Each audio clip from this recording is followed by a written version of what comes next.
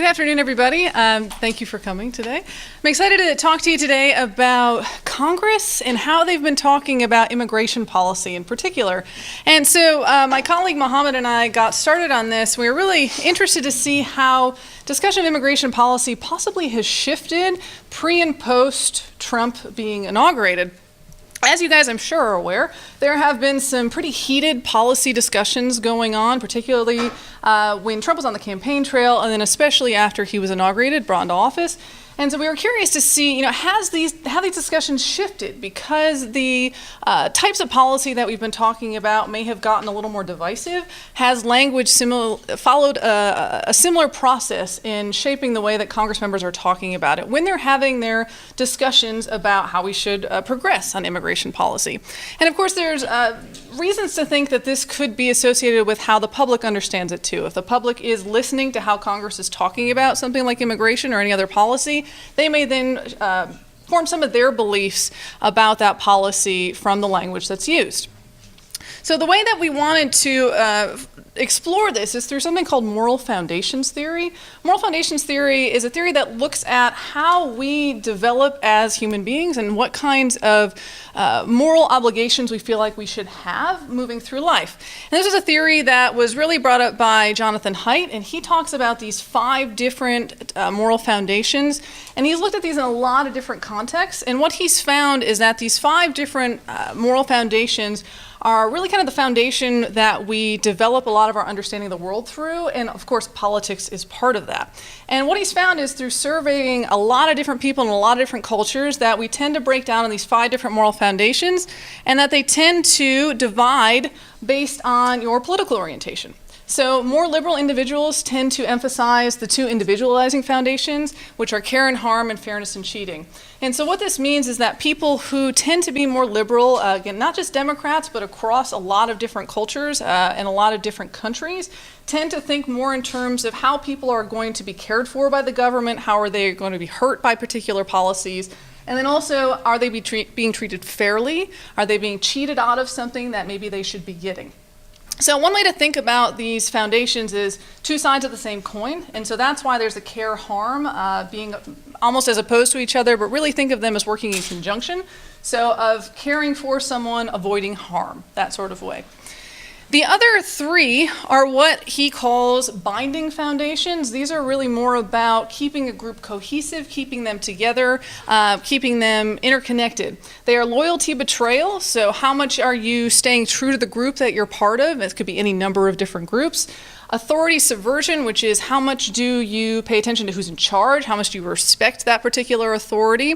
Then lastly, sanctity degradation, which tends to be more about purity, about keeping things in a way that are pure and thought to be kind of keeping with the status quo in some ways. And so these last 3 tend to be more emphasized by people who are more conservative in their political ideology. And again, a lot of different research has found this to be the case, and so we were really curious to see how are members of Congress emphasizing these different moral foundations in their discussions of immigration? Are they using this language in talking about the policy that we should be using of people who are trying to immigrate into the country? And so that led us to a couple of different predictions. One is that Democrats would emphasize those first 2 moral foundations, care, harm, and fairness and cheating, as we've seen in a lot of different research. And that also Republicans would focus on the other 3, the last 3. And in particular, we were interested in if there would be a shift over time 1 to time 2. And I'll get in a little more detail of that in a second. But really, time 1 was before Trump was elected. Time 2 is afterward. And we were predicting that this emphasis on these moral foundations would increase as the rhetoric got more divisive, as people got more entrenched in these policy arguments, that then they would rely more on these moral foundations, these structures that we've really built a lot of our political ideologies from. And so we were thinking that that would increase or change from time 1 to time 2. Then we also had one research question. We wanted to look at the general tone that members of Congress are using in their immigration policy discussions, also to see if that has shifted at all from time 1 to time 2, to see if they're using more positive or negative language in describing this type of policy. So the way we went about this was, of course, using the C-SPAN video library. And we searched within House and Senate proceedings. We wanted to cover both sides of Congress in there, and looked for terms related that were immigration and immigrant or immigrants, trying to cover kind of the full gamut of discussions that regarded those individuals. And then from there, we looked at 2 different time frames, 18 months before Trump was elected, 18 months after. We didn't include the chunk in there when he was elected. We looked specifically at a similar time frame from his inauguration, and then the identical time frame the previous 18 months. So again, avoiding that kind of weird period where someone's elected but not serving yet. And so we wanted to see, again, change from this first time period to the second. Our unit of analysis for this content analysis was looking at each individual statement made within these different proceedings. And so every time a different member of Congress spoke, that was one unit of analysis. So they could vary in length depending on how long that person spoke, but each time someone spoke, that was coded as a new unit of analysis. So you could have a lot of units of analysis in one proceeding. And we only used the information in those proceedings that was about immigration. A lot of times they would talk about different things within one piece of legislation. Some was about immigration, some was about national security. If they weren't directly related to immigration, we wouldn't use them. This is only content specific to immigration policy. We ended up with 457 units of analysis. So looking at these 2 18-month periods, House and Senate, this is what we came up with. And here's a table that shows a little bit of the breakdown of these numbers here. And so one of the things to first point out is that there was a marked increase in time 1 to time 2, where time 2 they were talking way more about immigration than they were in time 1. This makes sense in terms of what we're looking at in terms of policy that's been trying to move through in those time periods. There's been a lot more in time 2 than time 1, and so of course then there's more discussion about it. But you can see importantly the breakdown, time 1 to time 2, is about the same, Republican, Democrat. They both increased quite a bit in the amount they were talking about this policy in time 2.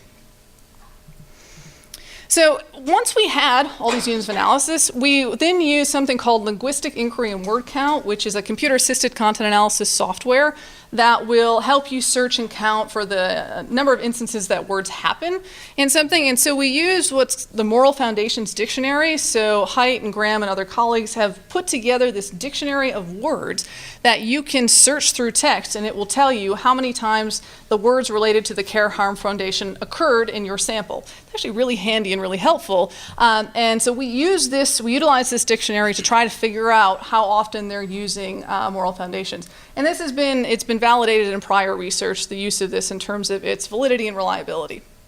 We also looked at some of the categories that are provided in Luke itself. So in that software, they will already code for you, basically automatically, negative and positively toned or valenced language. And that's also had metrics looked at it for in terms of reliability and validity, and it's been found to be a good measure.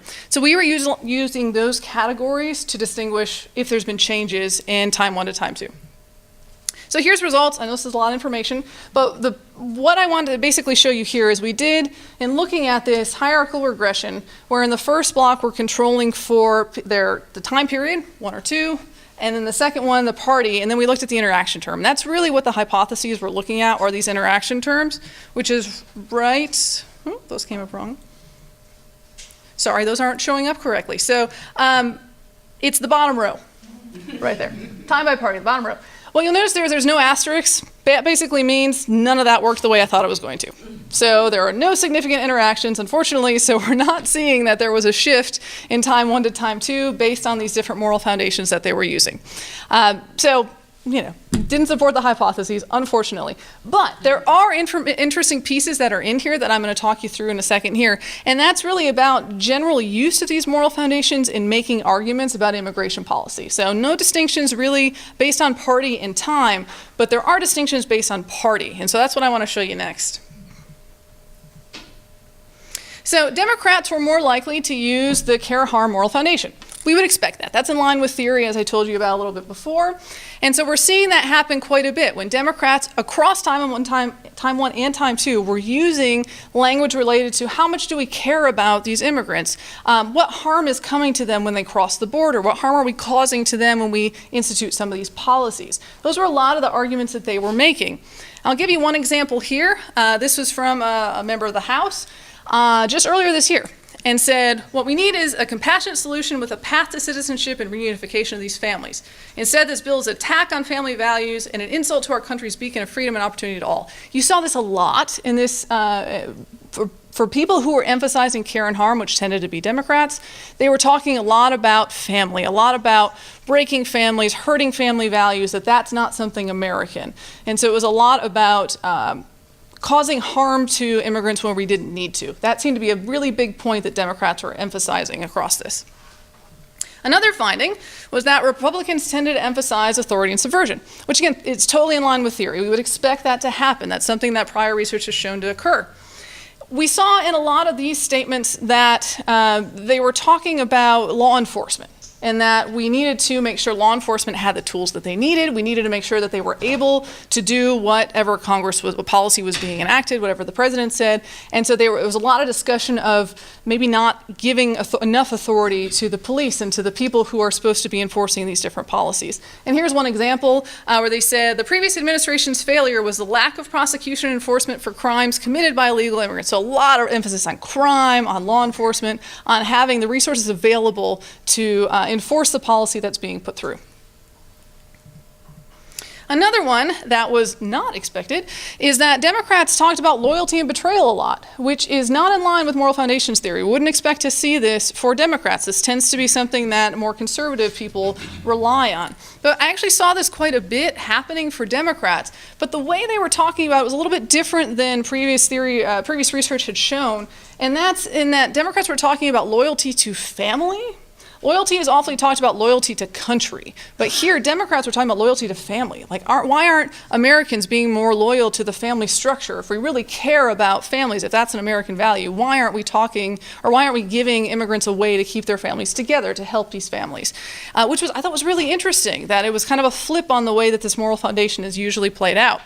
And so here's an example from another member of the House earlier this year. It said, now with this bill, Republicans are trying to undo that process and make America white again. Worse, they are tearing families apart to do this while Trump and Republicans are ripping parents from children at the border. They're trying to do this the same through our immigration laws. This war on families must stop. This was obviously very heated, very emotional language, and that's the way that they were describing this, which emphasized this loyalty and betrayal moral foundation. And to address the research question, we did have a significant interaction happening for one of these, and that was for use of positive language. So what I found was that if you did that interaction term, just like the table I showed you earlier, that members of Congress who were Republicans were way more positive in their language in time 2 than time 1. That makes practical sense, right? Their party was in office, it was president, they have control, and so they're way more positive about the policies that are going through in time 2 when they're able to set the agenda a little bit more. So that made a lot of sense, and so it made me think that it wasn't something just weird about my data, that I didn't get support for the hypotheses in the previous couple, but that it's just something unique that's happening that I think is really interesting. So I want to give you an example now from the C-SPAN clips that we collected that shows an example of some of this positive language. This clip was pretty high in terms of its percentage of use of positive language, so I'd like to show it to you real quick. Mr. President, I want to take a moment to emphasize why the Secure and Succeed Act. And I'm not sure how to make it bigger.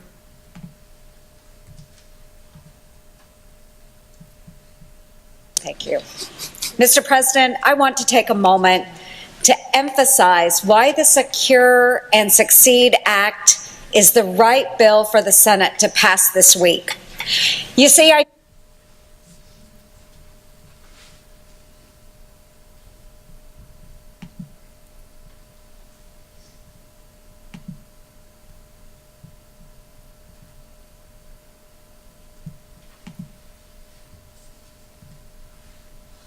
Thank you. Mr. President, I want to take a moment to emphasize why the Secure and Succeed Act is the right bill for the Senate to pass this week. You see, I chose to join my colleagues who have worked hard on this bill for months for a few important reasons. First, this bill provides a way forward for our DACA recipients. I have said time and again that I appreciate the contributions our DACA recipients are making in our communities. They are our friends, our neighbors, and our churchgoers. I support finding them a way forward. Our bill does this. It does it in a fair and humane way.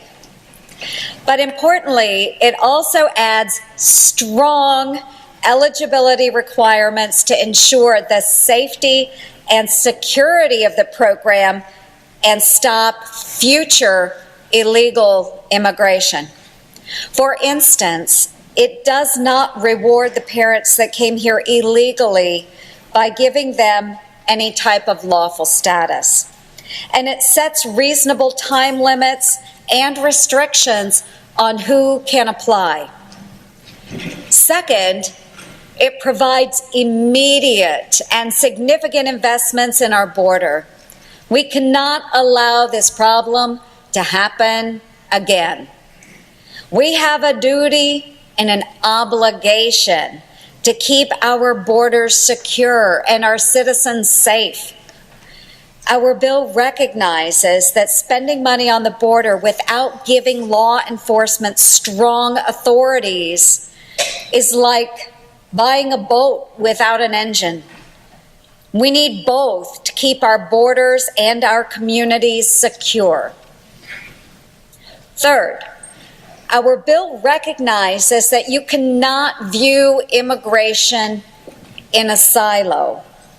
It is a bulky issue that represents many legal, economic, and security concerns. Many of these issues are deeply interconnected.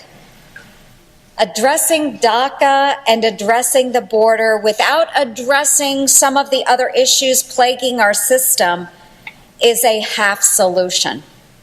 We must have the president's 4 principles to make this work. Finally, this is the president's plan.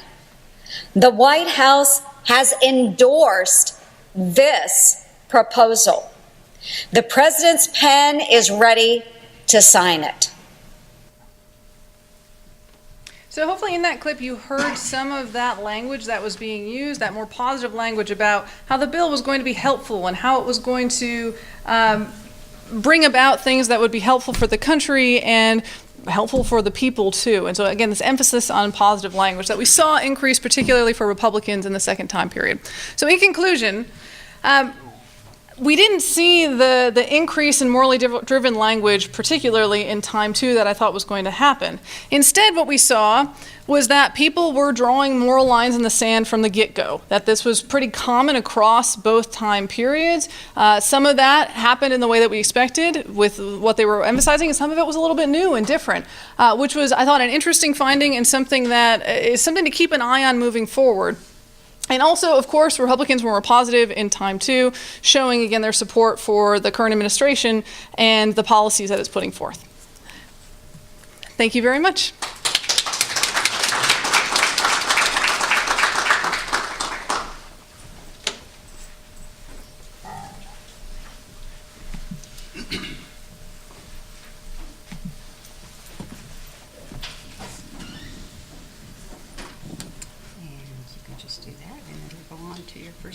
Okay, great. Hi, thank you all for attending today's session. Thank you, Connie and Robert and all the folks who put this together. I am Carley Schmitt. I'm an assistant professor in the Department of Political Science at Indiana State University. And I worked on this project with my colleague, Matt Bergbower, whom is an associate professor of political science in the Department of at Indiana State University. We had a great time this summer really kicking off this project. We were able to make this an experiential learning opportunity for 3 students at Indiana State University. 2 students were undergraduates and 1 was a grad student, and they did the coding for our project. So they are very grateful for having that opportunity this summer. So I want to kick off our presentation with sort of well-known quote from our president, from his announcement speech in June 16th, 2015. He says, "When Mexico sends its people, they're not sending their best. They're bringing drugs, they're bringing crime, they're rapists, and some, I assume, are good people." This message was shocking to political elites at the time and to many Americans as well. And it was one in which led down a path throughout the presidential campaign where the president was talking about immigration in a way that previous politicians and certainly presidential candidates had never done before. We know, of course, throughout the campaign that immigration became a critical piece to his agenda. Right, "Build that wall" was a chant that we heard time and time again at his campaign rallies. And talking about immigrants and talking about immigration reform were centerpieces. But to understand the context of how this came to be, and many folks were completely surprised that citizens in the United States could get on board with this kind of message. We're shocked. Well, we shouldn't be too shocked. We have to go back a little bit in history to why Trump was able to be so successful and ultimately win a nomination when most folks, including his opponents in the primary, thought that no way, this guy's a joke, he's never going to win. But I want to talk a little bit about the history of immigration policy, particularly since 2010, when immigration was activated. So during the 2010 election, there was this movement at the grassroots level across the country called the Tea Party. Many of us in this room remember this movement. A lot of times, most people really think about the Tea Party movement as a movement where you had folks within the Republican Party and maybe even people who saw themselves as independents pushing back on Obama's economic liberalism. And that definitely was one component, right? Small government. Their moniker of T was taxed enough already. However, there was also another portion of this grassroots movement, and this was cultural conservatism. It's what some have called reactionary conservatism, where it was a reaction to the changing face of this country. Particularly, we now had, in 2010, this was a referendum on an African-American president, right, who was pursuing a liberal agenda that folks within the grassroots movement thought was favoring people, particularly people of color, who were undeserving. Right, that Obama was putting into practice policies that would benefit those who aren't working hard enough, and who were, quite frankly, undeserving of redistribution of wealth. And this pushback sort of manifested itself in some ways in the candidates for whom were elected out of that election. So much so that you had candidates running in primaries and in general elections in 2010 as Tea Party candidates under the Republican Party label. Once, and they won, by handfuls and handfuls in the House races in particular. Once they got into Congress, we saw a new approach to legislating. So you had Republicans who were identifying as Tea Party members through forming their own caucus, the Tea Party caucus, who were dead set on obstructing policy from going forward, particularly economic policy, tightening those purse strings. On the second hand, you also had the same group of folks took a hard line on immigration policy. And that came to a head in 2012. In 2012, that was that first Congress right after the 2010 election. You had Obama working with Republican leaders, developing an immigration reform package. That package completely fell apart because members of this Republican Tea Party caucus would not support it and worked very hard to prevent any reform from happening. Why? Because reform wasn't hard enough. Right? It wasn't restrictive enough. It didn't take the hard line. And this was very much over the course of the Tea Party sort of group. It changed to the House Freedom Caucus. But this group has been dead set on obstructing reforms on anything, let alone immigration. And so what we have in this just happened over the summer. There was an immigration legislation that Democrats and Republicans had kind of worked on, and the House Freedom Caucus tapped into that, and it ended up imploding because of that group. Okay, and so this hard line on immigration that was being taken really sort of bubbled up in 2010 among voters. And those out-group anxieties that have been simmering since then, okay? And so what we end up seeing then is that we have this activation within the Republican Party base who are very concerned and anxious about the shifts and changes of our demographics, particularly brown people in our society. And that created the perfect opportunity and opening for our president to emerge as in taking these sort of hard lines, very strong stances on immigration. And so he won in part because Republicans simply just didn't understand that voters within their party wanted to hear that message, okay? Wanted someone to tell them, like, tell us how it is, right? Whether or not many folks in this room may or may not agree with that image, that is what voters in the party wanted to hear. If we go back to 2010, for example, 63% of folks who were in the Tea Party sort of movement within the Republican Party agreed and were concerned about and saw immigrants as a growing threat to our values and customs in the United States. And that continued to simmer. And so we had Trump having immigration as a centerpiece to his message in 2016, and the literature would tell us that a president who campaigned on something, made promises about an issue, is coming in to a Congress that is dominated by his party, is likely going to have some policy successes on that issue, okay? In fact, that has not been how immigration is played out in the U.S. Congress. Instead, what we have seen is that Congress has not moved on immigration, on any sort of legislation. Steve King, for example, is a member of Congress, and every year he introduces a piece of legislation on birthright citizenship, that in order to be a citizen of the United States, you can't simply be an anchor baby, as what he would refer to folks who are born here to parents who aren't American, right? That you have to have a parent that is an American citizen or a legal resident, all right? It's changing what citizenship looks like. You would think that in this era, that there would be some movement on that policy. There has been none, okay? And so it sort of poses a problem for us.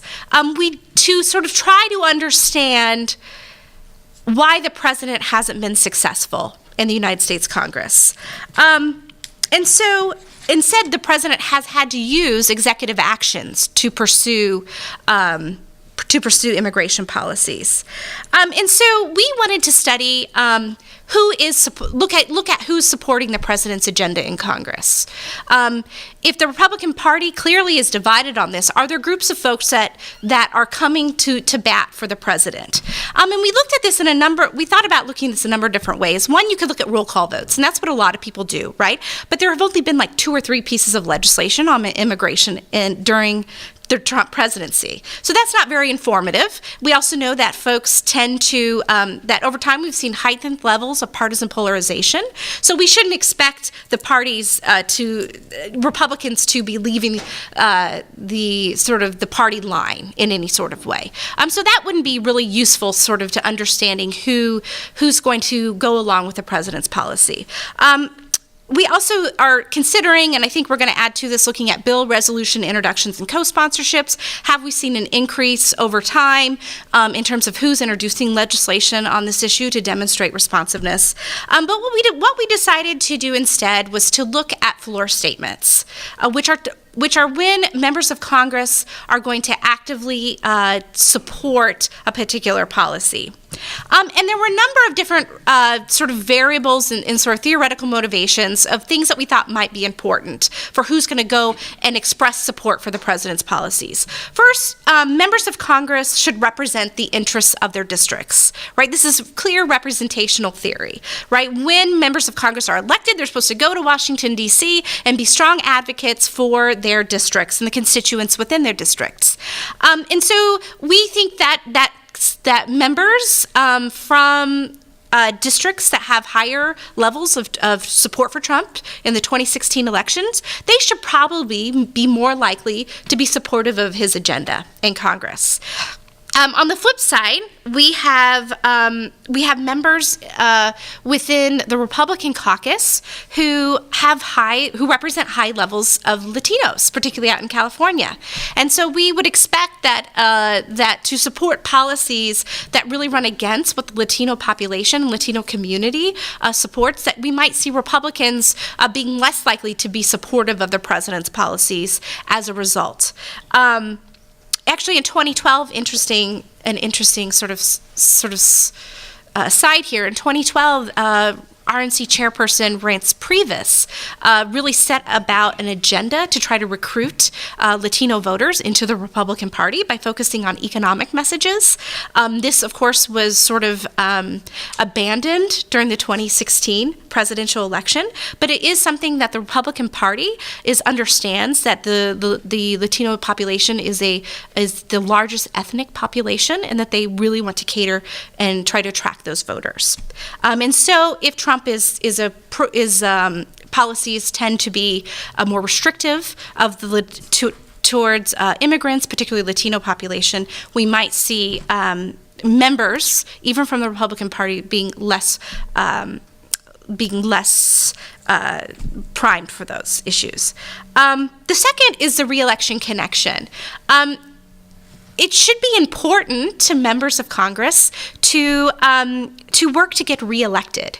And so we expect that they might get concerned and might be more supportive of Trump's policies if with Trump's sort of vote share, right? So if they certainly don't want to go against the Republican president's agenda if they are a Republican and if they're from a district that really heavily supported the president.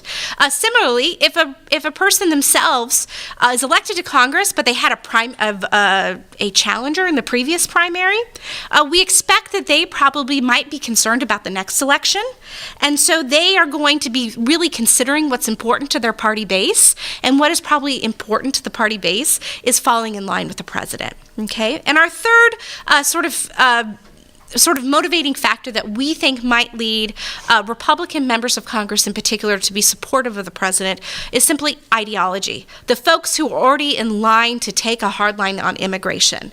And here we look specifically at that Tea Party caucus, which is now the Freedom Caucus in the House. And these folks, again, have a history of obstructing immigration legislation.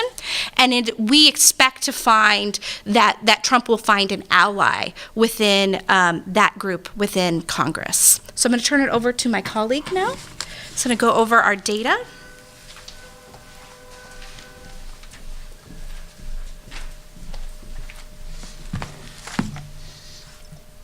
Yes. Okay.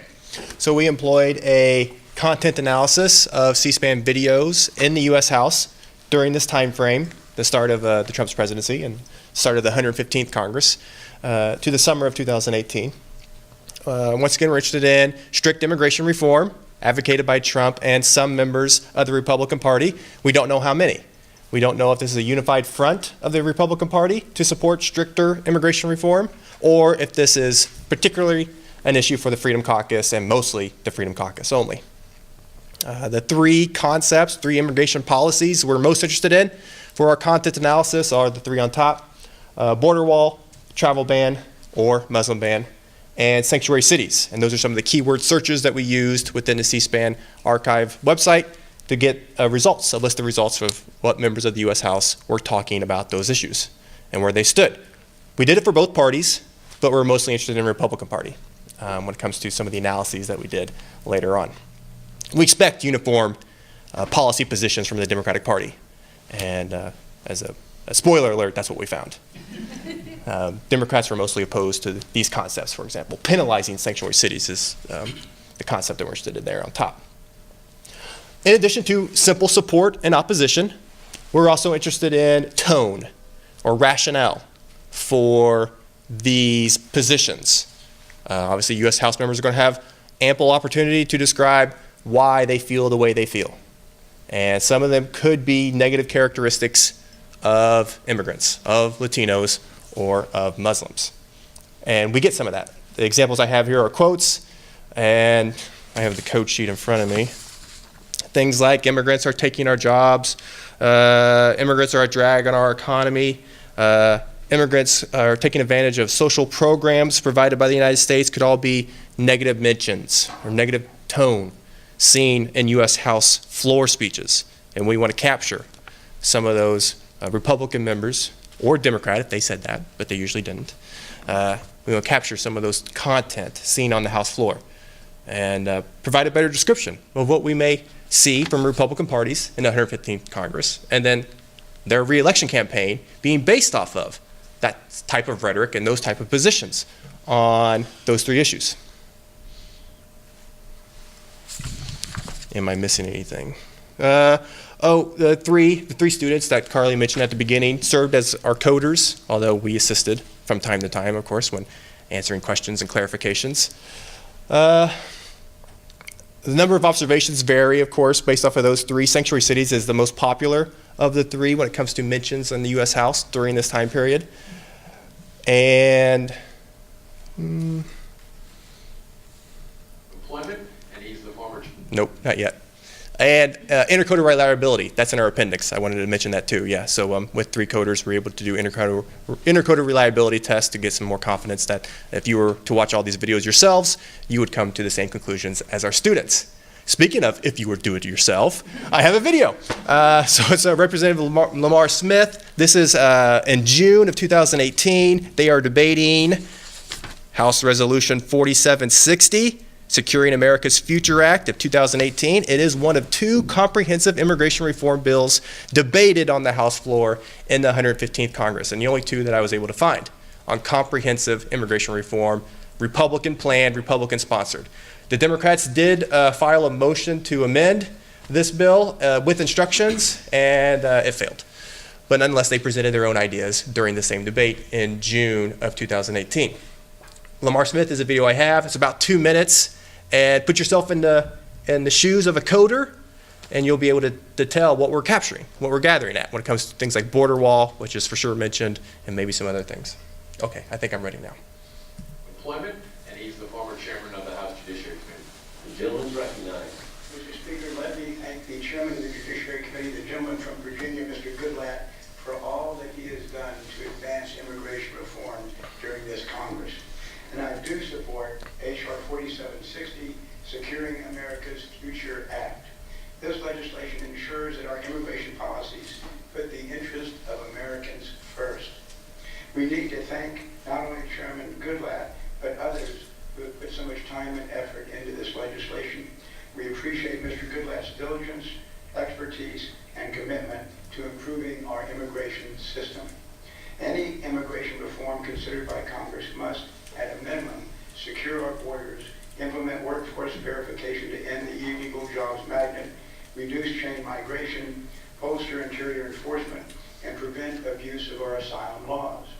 Securing America's Future Act includes all of these necessary provisions. And the bill delivers on the President's pledge to voters to complete physical barriers along our southern border, penalize lawless sanctuary cities, and end the Obama administration's catch and release policy that returns dangerous criminal immigrants to our streets to prey on innocent Americans. Of special interest to me is the inclusion of the Legal Workforce Act in the bill, which requires all new employees' work eligibility to be verified. This will reduce illegal immigration and save jobs for American workers. Also important is the deadline to finally implement an entry-exit tracking system to identify visa overstayers. They comprise half of the almost 1 million new illegal immigrants every year. Securing America's Future Act helps keep our community safe and protects American workers. It deserves our enthusiastic support, and again, I want to thank Chairman Goodlatte for offering this legislation, and I'll yield back. The gentleman from Virginia reserves. The gentleman from New York is recognized. Madam Chairperson, I now yield 3 minutes to the... This is Representative Nadler of New York, Democratic side, and of course, they present their opposition to such bill, and they are coded as well in the data sheet. As for Lamar Smith, such a soft-spoken man, and yet he can say some negative things. For example, support for the border wall, opposition to sanctuary cities, or opposing or supporting penalizing sanctuary cities. We also see some criminal element that immigrants present to our society and thus should be reduced.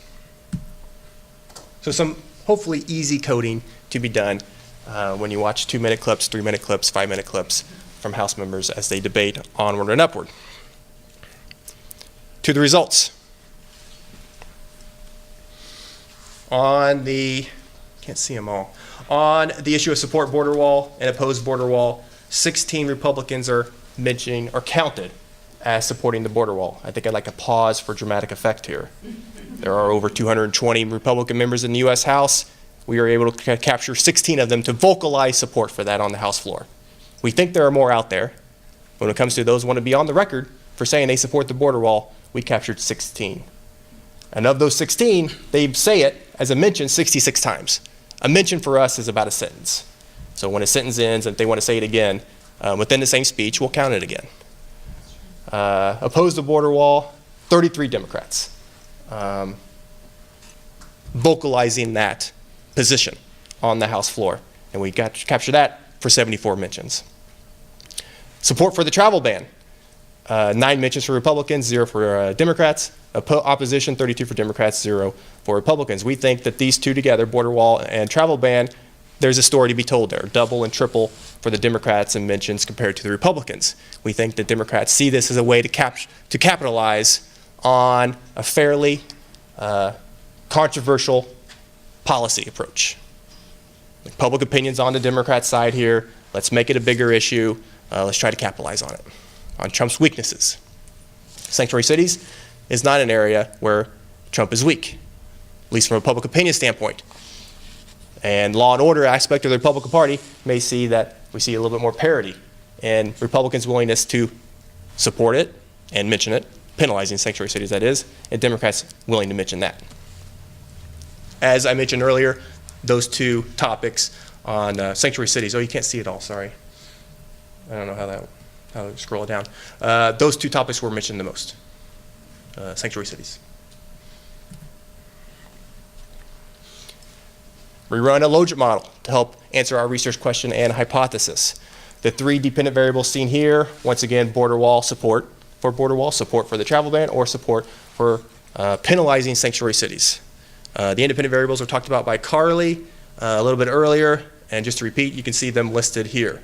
Our key independent variable is Freedom Caucus member, and we're interested in whether or not the Republican Party is adopting the Freedom Caucus positions and thus strict immigration reform, and that's what Trump talked about a lot during the 2016 campaign, or if the Republican Party is split, as we kind of see it from time to time, on many issues, immigration included. If the Republican Party were together on immigration reform, strict immigration reform, then the Freedom Caucus member should not be statistically significant, should not show a positive effect.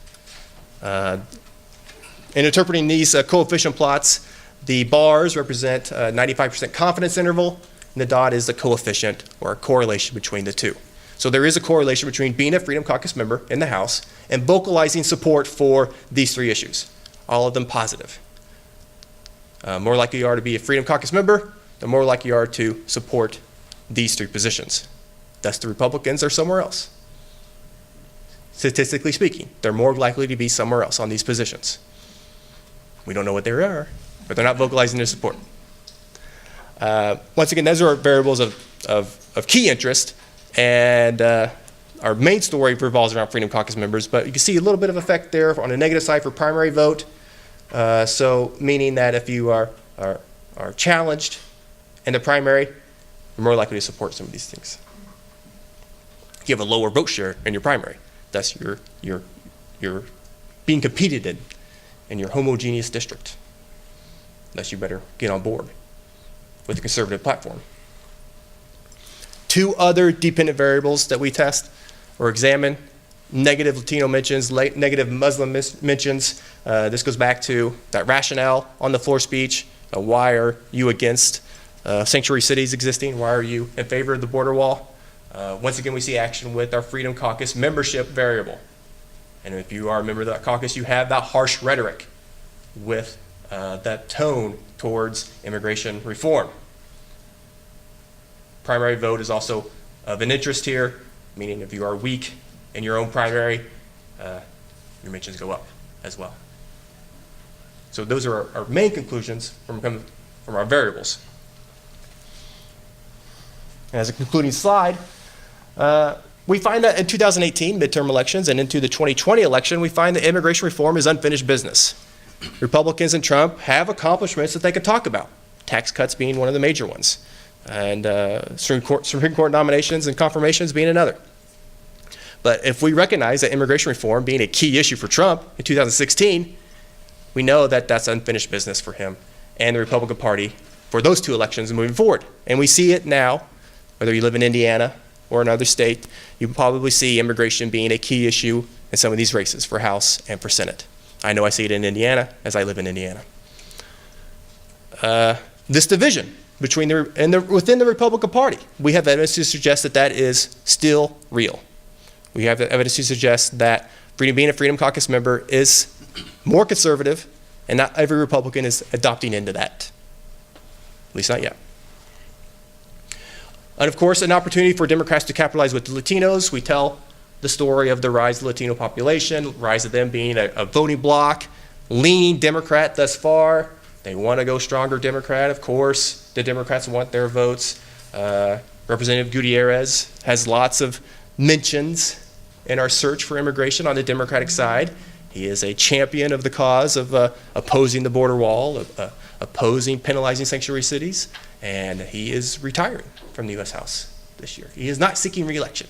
But in his speech, where he announced he's not seeking re-election, where he assured the media that he was not retiring from politics, just not seeking re-election for the U.S. House. He's running for president. No sanctuary for Oh, those are just extra videos for fun. You know, Steve King's fun. Okay.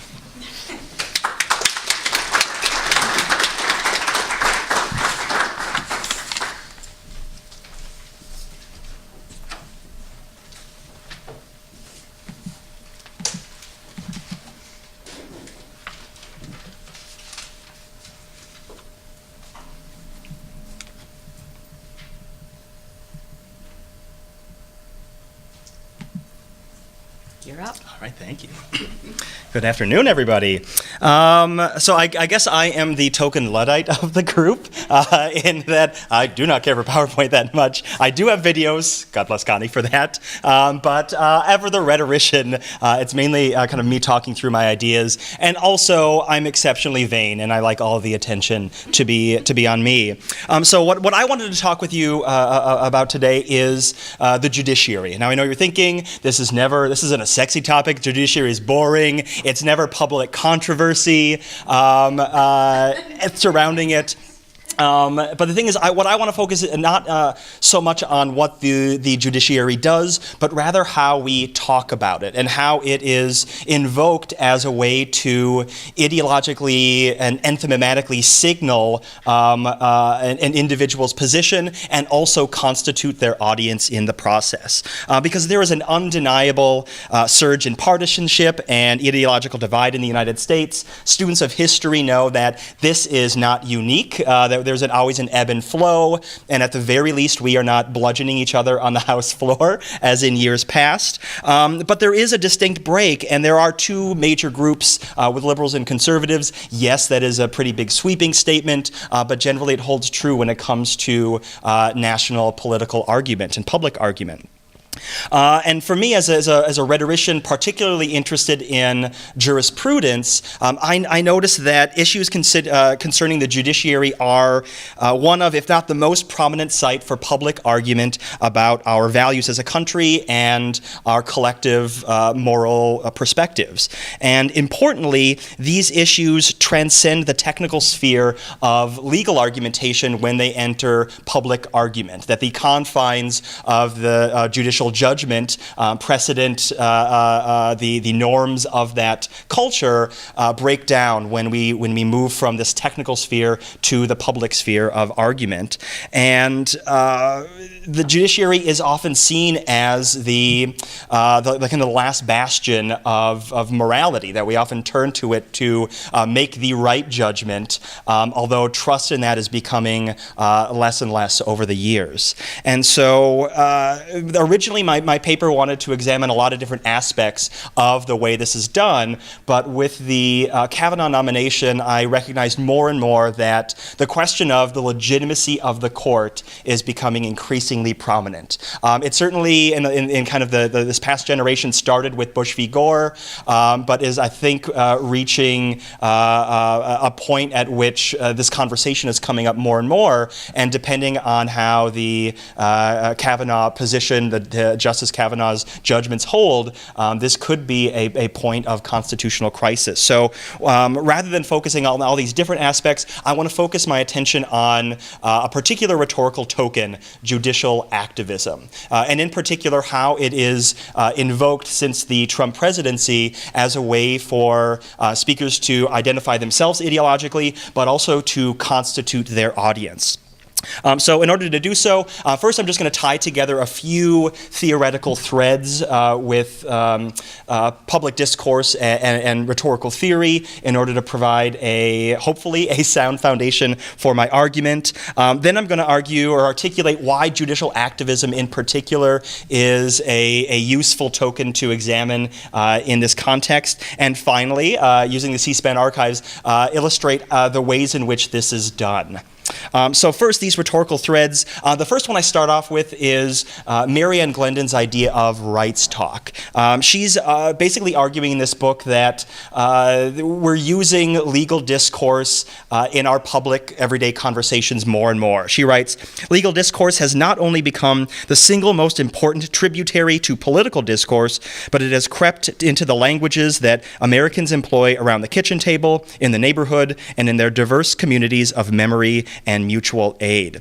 And as I said before, once it moves from this technical sphere into the public sphere, the institutional restrictions that confine the way in which this discourse unfolds changes drastically, and it allows for more grossly partisan ideological argument. And I think her argument is particularly important because of this idea of constitutive rhetoric. Now, it has a long tradition in our field, and I turn to the eminent legal philosopher James Boyd White. In the 1970s, he was kind of the start of the law and literature movement. And his idea of constitutive rhetoric, in short, is that we are creating a collective identity for the audience. That this notion of we the people, you're calling that people into being in a similar way that Dr. Yano was talking about of identity and division when it comes to Burke and consubstantiality. And he has pretty high aspirations for the power of this type of discourse. He writes, "The law establishes roles and relations and voices, positions from which the audiences to which one may speak, and it gives us speakers the materials and methods of a discourse. It is a way of creating a rhetorical community over time. It is this discourse working in the social context of its own creation, this language in the fullest sense of the term, that is the law. It makes us members of a common world."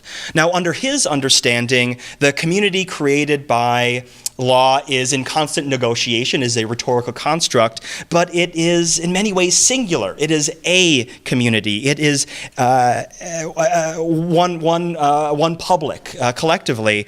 But the state of contemporary public discourse suggests otherwise, that there are two dominant ideologies that lack any sort of clash. They don't have this point of arguing the same ideas, and as a result, they are two ships passing in the night. And so because of these often competing, multiple and contradictory communities, I think turning to Edwin Black's idea of the second persona is useful in thinking through this. So Edwin Black was basically asking who is the implied auditor of a discourse, and what are the assumed values that they have. And a core aspect of this is the moral dimension of argumentation, especially when it comes to big public debates. He was looking at 1950s the idea of communism as cancer and how that permeated our public consciousness. And I think that, kind of borrowing from that, one of the reasons that politicians turn to issues related to the judiciary is because the law is so intimately connected with morality and ethical norms. And I realize there's a lot of legal philosophers that argue law and morality are separate. In theory, yes, but not in practice.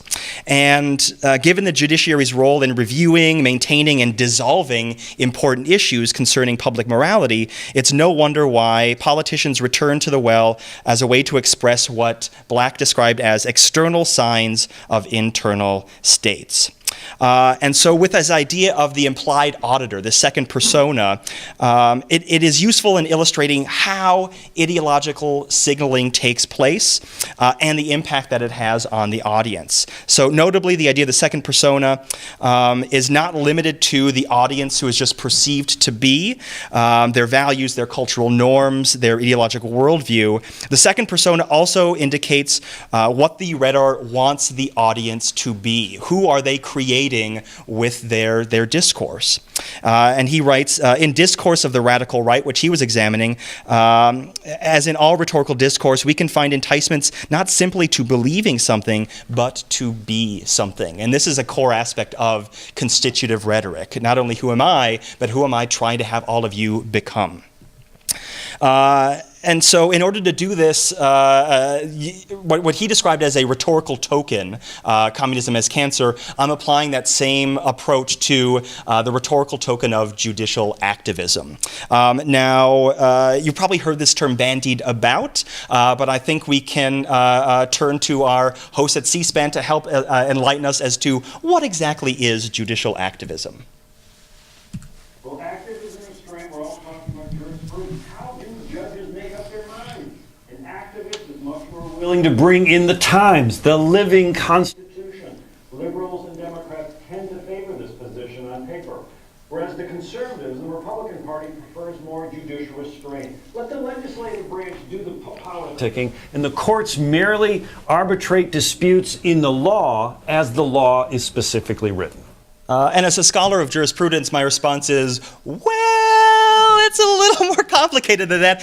But the thing is, this is the narrative that, in particular, the conservatives want to have, is that they are the party, the ideology of judicial restraint, that the rule of law, and that they're merely looking at the text of the law. And we see this as, starting especially in the 1970s, as a backlash to the Warren Court, giving us a lot of the civil rights precedent that still holds today. There was a very concerted conservative effort in the 1970s. This is the spark of textual originalism, made most famous by Bork and Scalia. But the idea of, yes, we are just looking in the confines of the law, and that is the way you ought to judge. That is the correct model of judgment. But the thing is, the Constitution does not say how it ought to be interpreted. And arguably, the decision, Marbury v. Madison, which legitimated judicial review, was itself an act of judicial activism, at least under this purview. And so the liberals have been pushing back against this for a long time. And in particular, the case I mentioned earlier, Bush v. Gore, but Citizens United, another prominent one, Hobby Lobby, and I'm sure we're going to see this narrative of the right. Conservatives are the judicial activists instead of the liberals. But the thing is, most people don't want to be labeled with this idea of judicial activism. It's viewed as errant, gone astray, that you're merely imbuing your own politics into decisions when they're supposed to be the objective legal observers.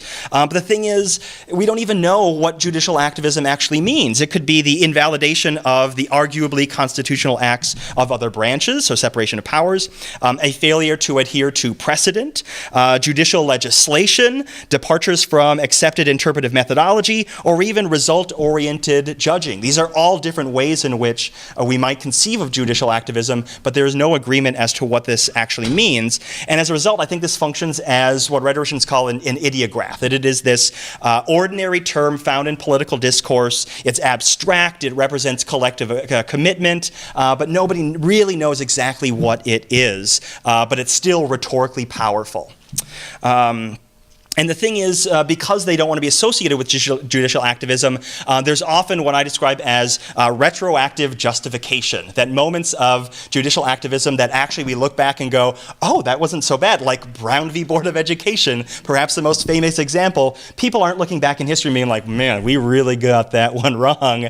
They're saying, no, this is not activism because it righted an historic wrong. And we see this time and time again when they want to validate what might be described as their own judicial activism of going back and saying, no, they're not activists.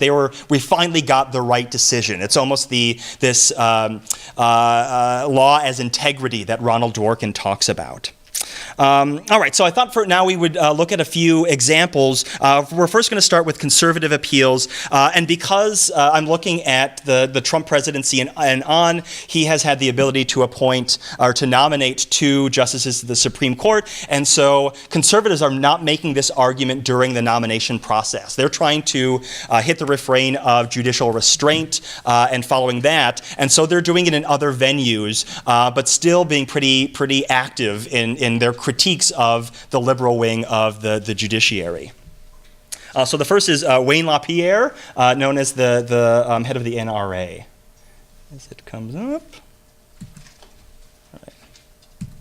You know, the left's violence against America has taken many forms. For example, left-wing judicial activism can be a form of violence against our constitutional system. Look at judicial efforts to block President Trump's executive order to take a longer look at people coming from countries that sponsor or harbor terrorists. Yet the protesters show up, the media amplify their anger, and the elites, they go into a total meltdown. It's not that the Constitution's unclear on the issue. The president handles the foreign affairs of the country. It's an executive function. And the U.S. laws on the issue, they absolutely couldn't be clearer. The president has absolute authority to suspend the entry of all aliens or any class of aliens that he may deem to be appropriate to protect the interests of the United States of America. Folks, when unelected, unaccountable judges can take that clear, unambiguous language and then twist it and pervert it to make it mean whatever they want, they might as well throw a Molotov cocktail at the U.S. Constitution. They do violence to the Constitution's separation of powers. They do violence to the U.S. Code and the Supreme Court precedent. And they do violence to the checks and balances that keep government under control.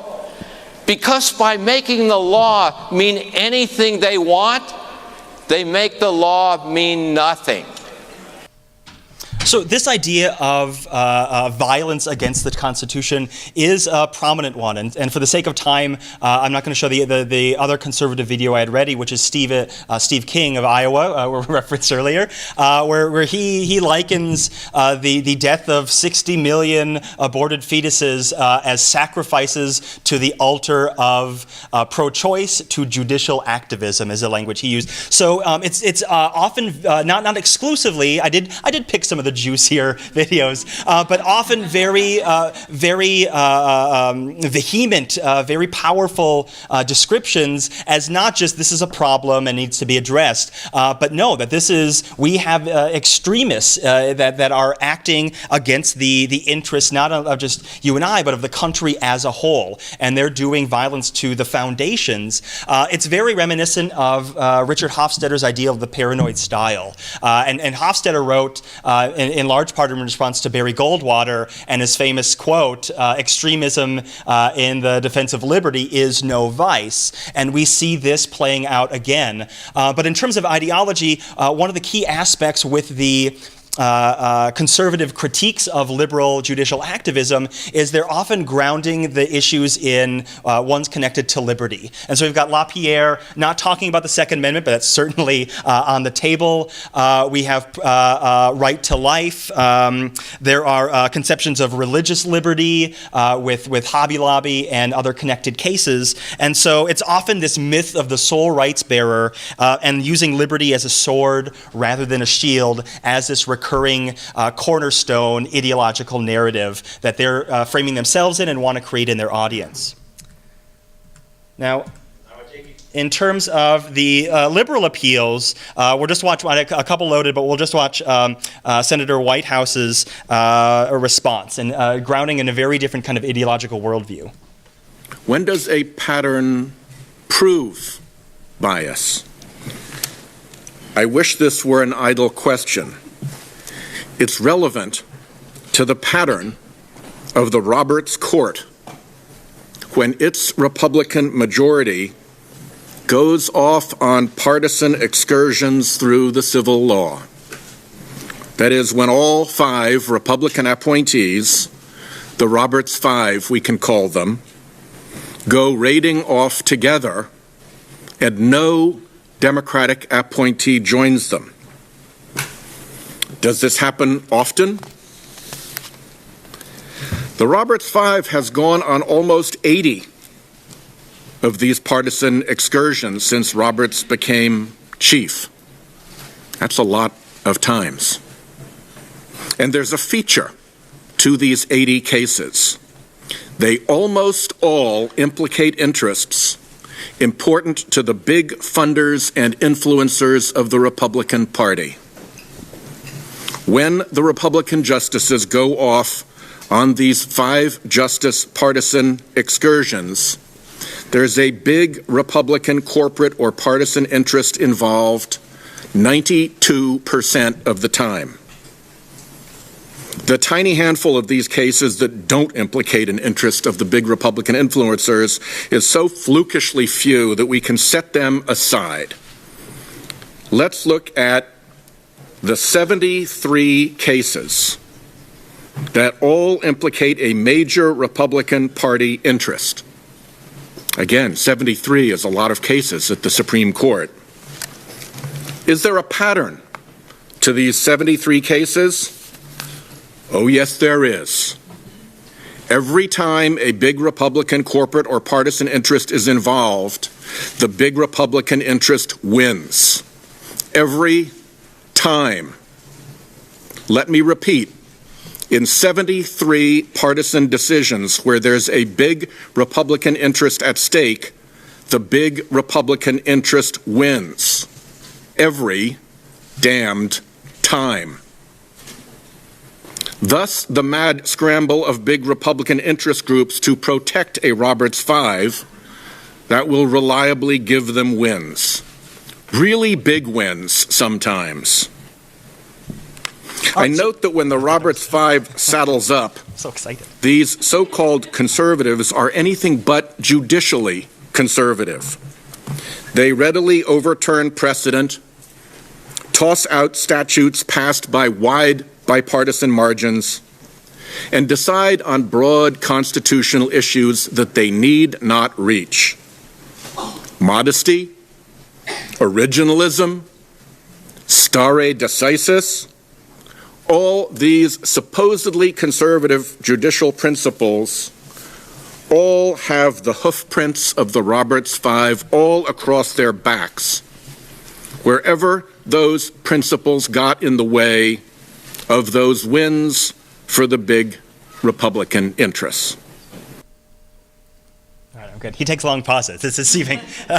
So a few things. We notice that, again, it's kind of doing violence to what should be the rule of law, and that kind of being the gold standard. But also they're playing defense. And so rather than kind of going off on a sharp critique, they're trying to point out the hypocrisy of originalism as a judicial philosophy, suggesting that it is rhetorical prestidigitation. It is sleight of hand, where you're able to do one thing with your left hand, say we're originalists, but with the right is violating that idea.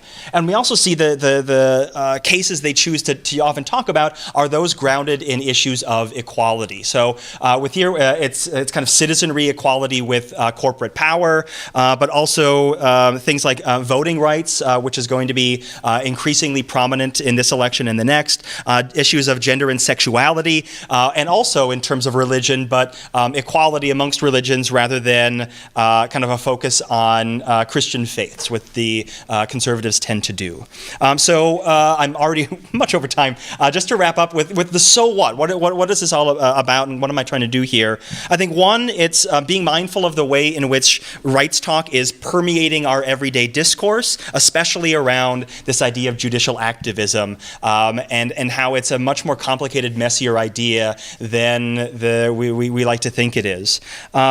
Second, I think the need for actual points of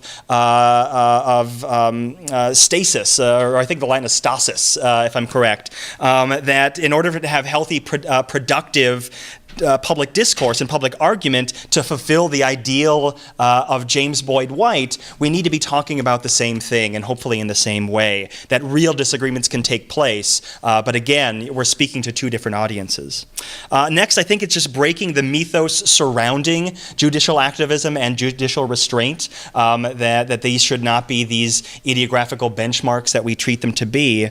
And then finally, it's to stop seeing the judiciary as this bastion of moral defense, that we often turn to the high priests of the Supreme Court to fix the wrongs, and I think that's a dangerous game to play, especially with the idea that it is no longer the weakest branch of government, as Madison suggested, but that we often turn to it as perhaps the most powerful.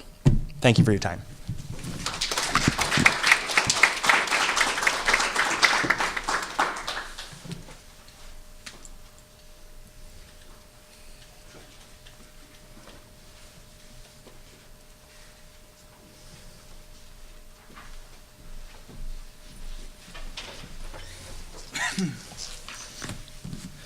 All right, so I want to start by thanking the panelists for 3 engaging papers. It's a rare treat for a discussant to have only papers that are actually enjoyable to read, to talk about. So this panel is about legislators' rhetoric. I think at a really high level of generality, the choice to speak, what to say when you're going to speak, and a big question that I think all 3 of these papers are getting at in their own ways is why do members of Congress speak about the things they choose to speak about? And then if they choose to, ultimately, how do they choose to speak about those things? So I'm going to talk about each of the papers for a few minutes individually, and then I'll try to go quickly so that we have plenty of time for Q&A with the audience.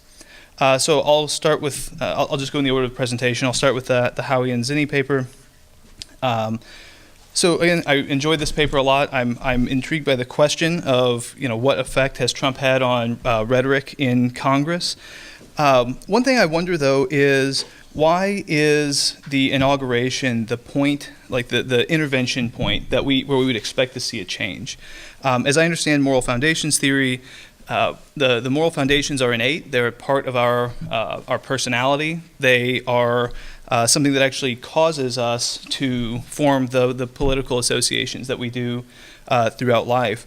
So why would Donald Trump's inauguration cause people to use more of this like morally laden language? It's very possible that there is a reason to expect that, but what that is not clear to me. And if it's just that the Trump campaign is setting the groundwork for using more of this language, then I would think that the inflection point is the campaign itself and not the inauguration.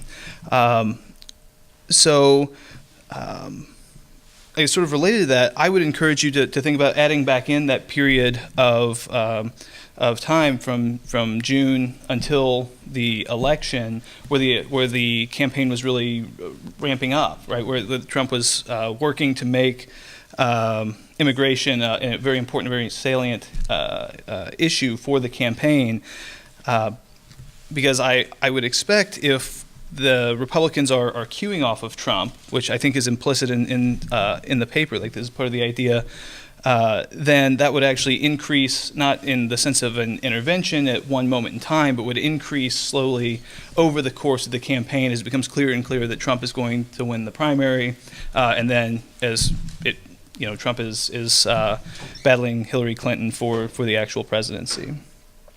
Let's see. And then one other thing that I wanted to touch on was in the analyses themselves. You mentioned with respect to, I think it was your second table, that some of the DVs were non-normally distributed, which I was not surprised by, because I think if I understand the unit of analysis correctly, you have fundamentally you have count data. So they're going to be following a Poisson or a negative binomial distribution. So I would encourage you to re-estimate your models using a Poisson or a negative binomial estimator. So figure out what your distribution looks like, and then re-estimate the models. And then if you get the same thing as you do with OLS, present the OLS, because it's so much easier to interpret. But when you're modeling the count data, there's the chance that your OLS estimates are biased in an unknown direction. So maybe some of the weird findings are actually because the estimator couldn't, get its arms around the data structure. Let's see. Right. And then finally, so my first question about why should we think about the inauguration as an intervention. So in refining the theory, if you will, as you move this project forward, I would encourage you to think about what members of Congress are trying to achieve when they speak on the floor in the first place. It seemed possible to me that the Republicans and Democrats who are choosing to speak on the floor are choosing to do so for different reasons. And I think some of this came through in the clips that you showed and the pull quotes that you had in the paper. So if Republicans are speaking more positively, very possibly that's because they're talking about policy, supporting some bill that is on the floor, whereas Democrats are talking about persons, right? The people and the families who will be adversely affected if these policies were to come to fruition. And in doing so, it seems like they might have somewhat different goals. I also wonder if there are actually two different data generating processes going on for members of the different parties, where Republicans are maybe trying to shore up support, but maybe they're hoping to do some credit claiming. Democrats also possibly wanting to just claim credit for trying to stand up to the Trump administration or something. Many of these floor speeches also may not serve any actual strategic purpose in the legislature, but might actually be for campaigns, right? They know they need a soundbite for an ad that they're going to run in a primary or in an election later on. So thinking about why why the different members of Congress are choosing to speak in the first place, I think might be helpful in thinking about what's the right inflection point and what's going on in your data. Okay.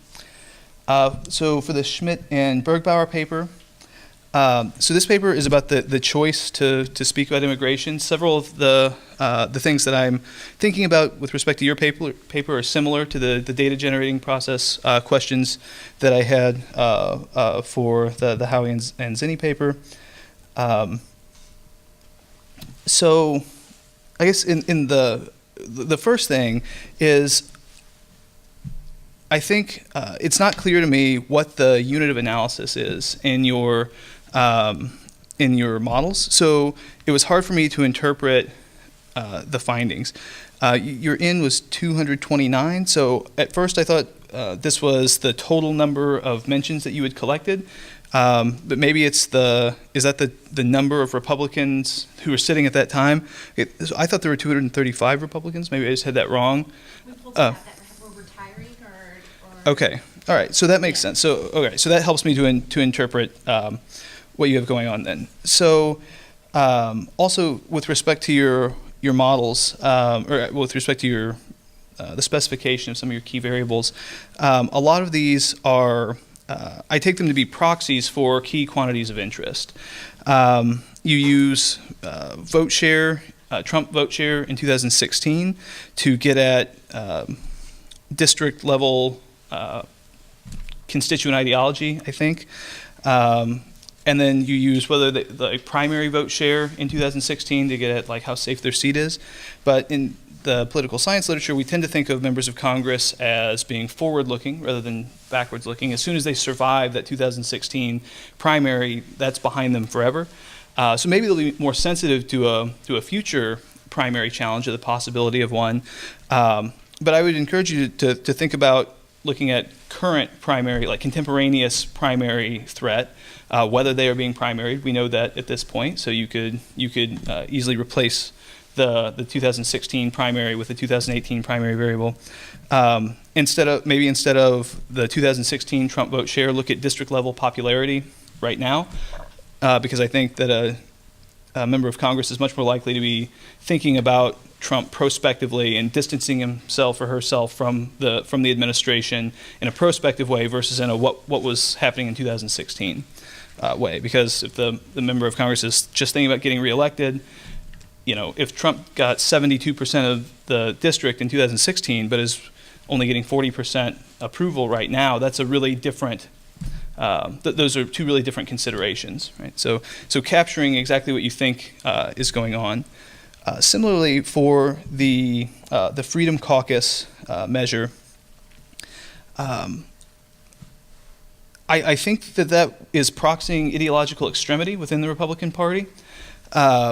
But if the caucus itself is supposed to do work beyond ideological extremity, then I would want to see like the DW nominate scores. This is a measure of an explicit measure of political ideology. And then if the Freedom Caucus is doing work above and beyond ideology, then it would still be significant after including the DW nominate score. And then finally, the paper only presented results for Republicans, which I understand, that's primarily who you're interested in.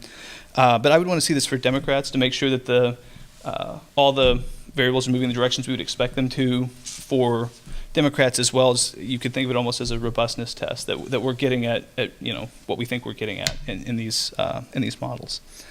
And then in general, I would encourage you to think about being more explicit in like signposting the paper. So this is our research question, our theory, and then tying your results back in really clearly to the theory and to make really clear what the political science contribution your paper is making. Because I found myself, I was flipping around a bunch to connect things here and there. So understanding that this is an early draft, but just going forward, I think that would be really helpful. And I'm looking forward to seeing the version of this that includes some of the vote choice stuff, because something else that occurred to me when I was reading your draft was that you mentioned that there have been a number of immigration bills that have come to the floor, but they've all failed. So why is it that we should expect Republicans to be, pushing support for the policy on the floor as opposed to behind closed doors when they hold all the power in Congress? And is it maybe not the case that floor speeches like this are primarily a tool of a disempowered minority party? So is the Republican support that you're trying to capture here kind of weird in and of itself? Because again, similar to the first paper, why are Republicans doing this when they, in theory, could just be ramming through whatever bill they wanted? So what are they actually trying to do by speaking in the first place instead of using the tools of power that they actually have before them?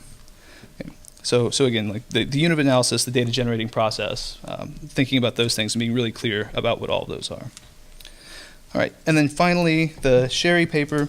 So I'd say I really liked your title, Using the Judiciary. But it also leads to my key question for you, which is using the judiciary for what? Right?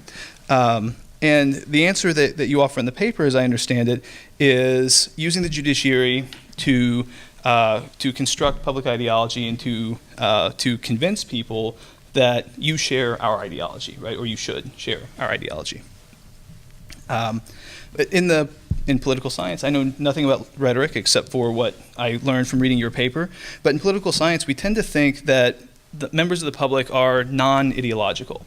They don't have well thought out views about policy or about the world. People have values, they have attitudes, which are often somewhat fluid. And similarly, we tend to think that people aren't very much persuaded by elite rhetoric, right? People aren't moved around, but people can be mobilized. So when I think about what some of the data that you were presenting with members of the different parties, trying to construct their audience, was not to persuade people that that constitutional originalism is the right way to interpret the Constitution or something like that, or that conservatives are activists despite their best efforts to persuade you otherwise. But rather, I think of this in terms of the elites trying to mobilize people, right? So I'm thinking that the elites that you're talking about have maybe a different goal in mind than the one that you're building your paper around. So you ask, how are these elites trying to construct their audiences? I think that Republicans are trying to construct their audience to be voting Republicans, right? The implicit in these messages is that the Supreme Court is an important policymaking institution, and there will only be a Supreme Court that's making decisions that our team likes if you vote for us, right? At one point, you are talking about Roe v. Wade with this Steve King quote, which was quite good. And I wonder, is that not what this is all about? Right? Is this just about Republican elites trying to convince potential Republican voters to turn out to the polls so that you get judges who will do things that our team likes, right? And conversely, Democrats are doing the same thing. They're saying, you need to turn out, vote for Democrats so that you get justices that will be deciding cases in ways that our team likes. I think you're exactly right that judicial activism is always what the other guy is doing. So I did find it really interesting to think about how different parties use that to construct their audiences for whatever purpose. I guess I'll end with this to leave plenty of time for questions. The last thing that I was thinking about, again, with thinking about what are the members of Congress trying to do, is that it actually might be different for different people, right? It could be that Democrats and Republicans, just along just one cleavage, have different goals when they're doing this. Maybe one side is trying to convince you of some technical matter of law or something, or persuade you that this is the right way to think about things, and the other side is using this as a mobilizing technique or something. So I don't think it has to be a homogenous sort of goal that all the elites have. For example, in recent work in political science shows that Republicans and conservatives, self-styled conservatives, tend to care about the judiciary more than Democratic voters do, for example. So maybe this is one piece of evidence, maybe, that the two sides have different goals. Republicans know that they can mobilize their base using rhetoric about the judiciary, and maybe the Democrats are less able to do that, so maybe they have different goals. So food for thought going forward. Okay, with all that, thank you again for 3 really interesting papers. We'll open up for questions. So I'll manage the queue. When I call on you, if you go to the microphone back here, state your question, tell us who you're asking, and then the panelists will respond to you. So does anybody have a question you'd like to ask?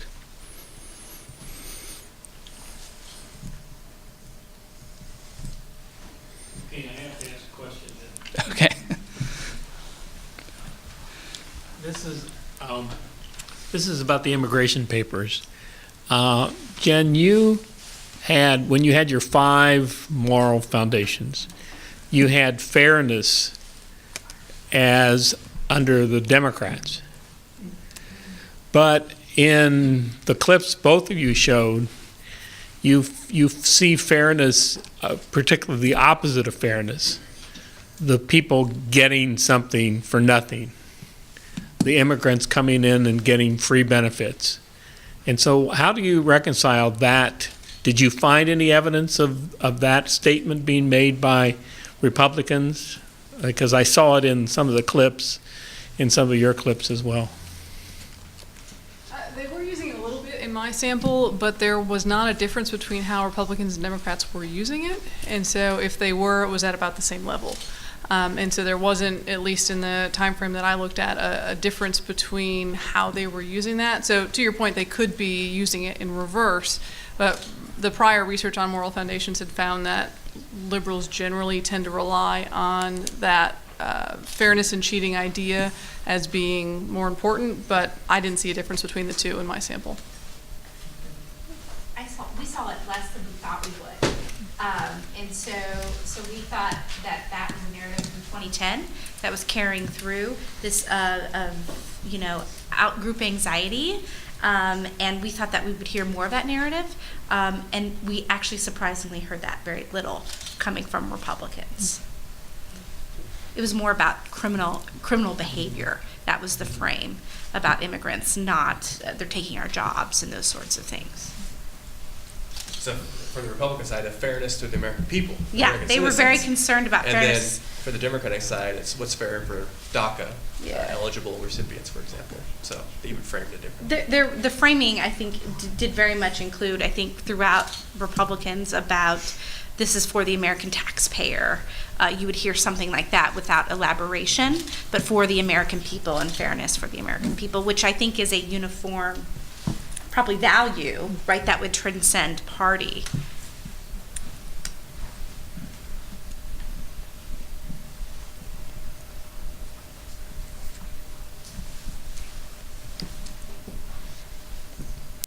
We're all that clear. Well, if no one has a question at the moment, I will ask one while other people are getting their thoughts together to ask good questions here in the last few minutes. So for the Hoewe and Zinni paper and also Schmitt and Bergbower, I wonder if you could talk a little bit about why you think people are choosing to speak in the first place. Because in both of your models, you're restricting analysis to people who have spoken, as I understand it. So is it possible maybe that there are two processes that are generating zeros in your data, right? The decision not to speak, are people choosing? I'm not asking a clear question. So you can imagine there are two processes generating zeros, right? One is choosing not to speak for electoral reasons or because you don't like to talk on the floor for whatever, so choosing not to speak in the first place, and then choosing to speak but speaking about something other than whatever it is that you're modeling in a particular model, right? So those are both going to show up as zeros, but they're doing different things. So can you tell us about your zeros, right? Because I think this has important implications for how we interpret your findings. That's a good question. One of the things that's possible with my data is that when they were talking about, when people did choose to speak about immigration, that they just weren't using moral language at all. So that's entirely possible that they weren't. And there were a few, especially the sanctity degradation, the fifth moral foundation, they really weren't using it at all in the way that they were talking about immigration, which is not especially unlikely. That tends to be, of the five, that tends to be the one that is a little less predictable. It's one of the newer ones that he's had in terms of how it applies to a broad range of political issues. So that could be one issue with mine, is that they're just not using as much moral language. Now, I did see that for the ones that I talked about, they did for particular moral foundations based on party did happen. In terms of who's speaking and who's not, I mean, there could be a lot of different political reasons why they decide to speak on the floor versus why they don't. I did not get into that in this paper. I was more concerned about who did speak, and so that could be a potential limitation of the paper for sure.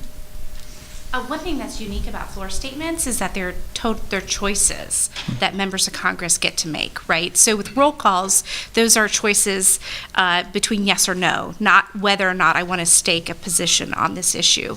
And so I think using floor statements allows us to get at the decisions that individual members are making about how they want to communicate both their positions on the issues, but also their policy priorities. The literature on floor statements points to two sort of common things. First, the minority party tends to use floor speeches as a way to make statements and communicate their policy priorities in opposition to the majority party and or the president. And so we see minority party members utilizing those more, and I think we saw that in our data, right? Opposition to the president. It's also the fact that you have more ideologically extreme voices in Congress. They use floor speeches as well. And so I think we actually see our results are a manifestation of that. We see the Democrats advocating more fiercely against what's being proposed by the president, and you see the Tea Party, who are more ideologically extreme, faction within their party, using their floor time and going about embarking on their hard line on immigration. Did that answer your question? I think. Sure. Yeah. Okay. Any other questions? I'm going to respond to that question as well. It seems to me that several of you have said that there were only two pieces of legislation on immigration. And so the number of, as Logan is saying, the number of strategic speeches might be more limited than the number of discretionary speeches, which are for different purposes. And you could probably get at that by separating pieces of debate on legislation versus 1-minute speeches and things of that sort. Mm-hmm.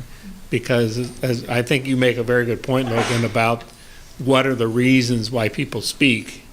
And if they're speaking on a bill, you could think that they're trying to persuade people to pass that, although then you could come back and say, no, they're speaking to their own constituency as well in those speeches as they are in the discretionary.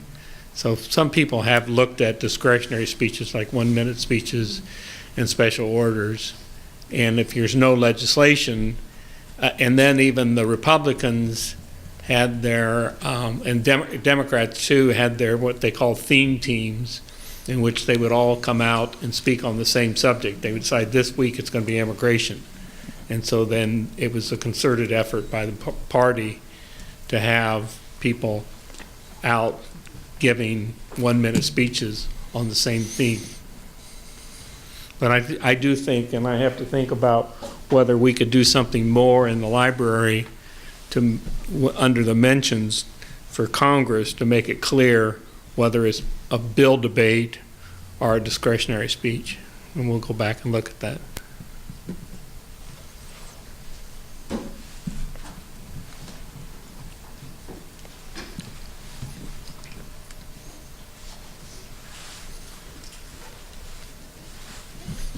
I just want to thank all of you for really fascinating contributions that all also dovetail together really well in some very interesting ways.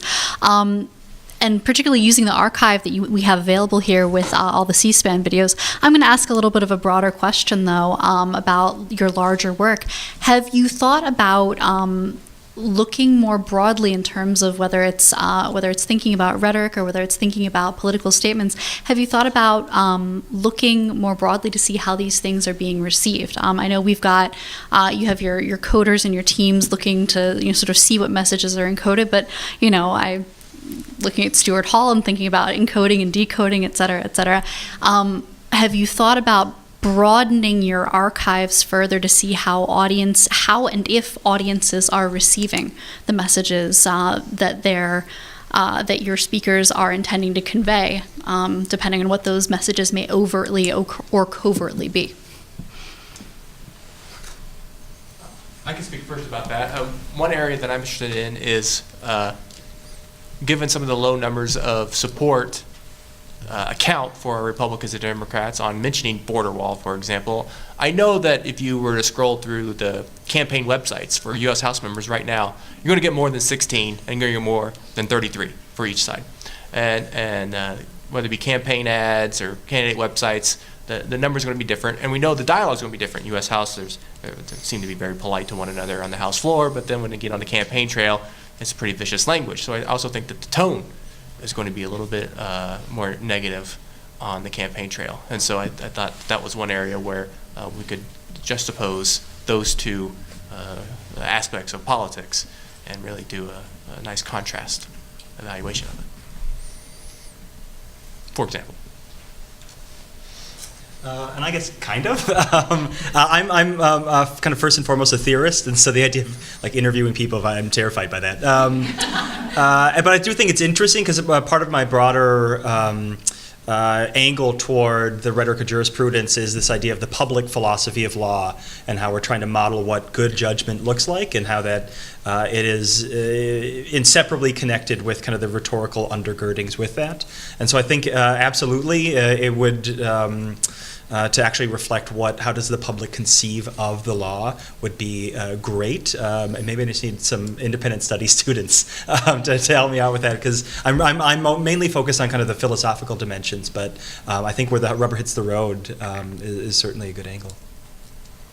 I'm doing some additional work looking at how people form their stereotypes of immigrants and refugees also, and looking at how they talk about them, so their own communication, but also then trying to figure out where they're getting these ideas from, and if that's coming from media, particularly for refugees, since a lot of Americans don't know refugees themselves.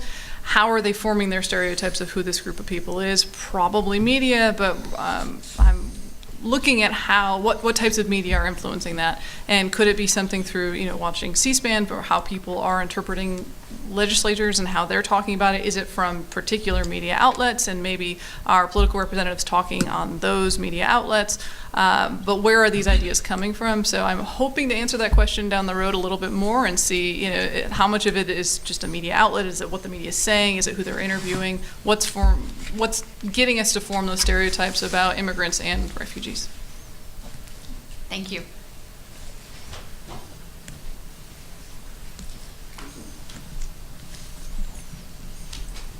Hi, everyone. Thank you very much. So since we have a few minutes, I'm kind of including all of you in my internal thought process. So I have a few clarifying questions. And so before we go into that, for Jennifer, I was just heard what you were saying. And as an immigrant, I feel like a lot of stereotypes for first-generation immigrants are very cathartic. So I think it might be interesting to see how stereotypes play a role in diaspora communities rather than first-generation immigrants. But my question, so my first question is for Jennifer, Matt, and Carley. So you'd mentioned that the rhetoric was more about that the immigrants, that they are not coming in, that the brightest and the best are coming in, and it was not about jobs as much. Just my observation is that it has been more about, they're taking away our jobs and they are. And I just wanted to clarify, is that what you said, and that's what really is happening? And if so, could it be a cover-up for actually thinking that they're actually taking away the jobs? And my question for Joesph is, you mentioned that law and morality are different in theory, but they are same in practice. Is my understanding correct? Could you clarify that? I would just like, so in response to your question, the framing around support for in opposition of sanctuary cities, in support of the travel ban that was instituted by the president. That was framed around security and sort of criminal behavior. Okay. The border wall, and I'm going to refer to my colleague here, it was still the frame of criminal behavior. There was, what's the gang? MS-13, that was sort of the narrative. We heard very little about the taking of our jobs. And that, so I think that would be more perhaps pervasive in the public sphere, rather than what we're seeing at the elite level in the framing of immigration and support for these measures. It seemed like to be a priority of the legislative agenda for the 115th Congress, Republicans as well. Three smaller acts that did pass the House were No Sanctuary for Criminals Act, dealing with sanctuary cities, Kate's Law, which deals with sanctuary cities, and Kate was someone murdered by an immigrant in a sanctuary city. I can't remember her last name. And then Criminal Alien Gang Member Removal Act. And so whether it was strategized in this manner before the 115th session started, or a cohesive message for that caucus of the Republican Party in the House, but it took on a criminal element, a law and order element for sure, in our content analysis, which ties into overemployment, over jobs. Yeah, which ties into very much the core values, right, of the Republican and of the conservative ideology of law and order. Yeah, I agree. I didn't see much in my data either that pointed to jobs. It was more about it was more about the authority aspect, which was more about legal matters and how to handle that, and sanctuary cities, that sort of thing, and then also about like caring for immigrant families. Those tended to be the really big points, but not a lot about jobs. And I guess the relationship between law and morality is a big one that legal philosophers have been wrestling with for a long time. The idea that they're separate really, at least its paradigm example is Austin, and the idea of legal positivism, that is just kind of following the strict statute of the law, that they're not imbued with morality. But that's kind of not the case in terms of how that actually plays out, that we have certain expectations that law should be protecting moral interests. If it's a Venn diagram, they are not collapsed on each other, but to say that law and morality are mutually exclusive, I think ignores how people conceive of it, and also the major contributions by people like Ronald Dworkin and Law and Integrity, or Martha Nussbaum and kind of her natural law approach. But often the public views the Supreme Court as the ultimate defender, that's what they turn to as upholding what they view as to be the right thing to do. Thank you. So we're out of time, everyone, but thank you for coming. Thank you for your questions. Thanks again to the panelists for engaging papers, and free to go out to your next item on the itinerary. Thank you.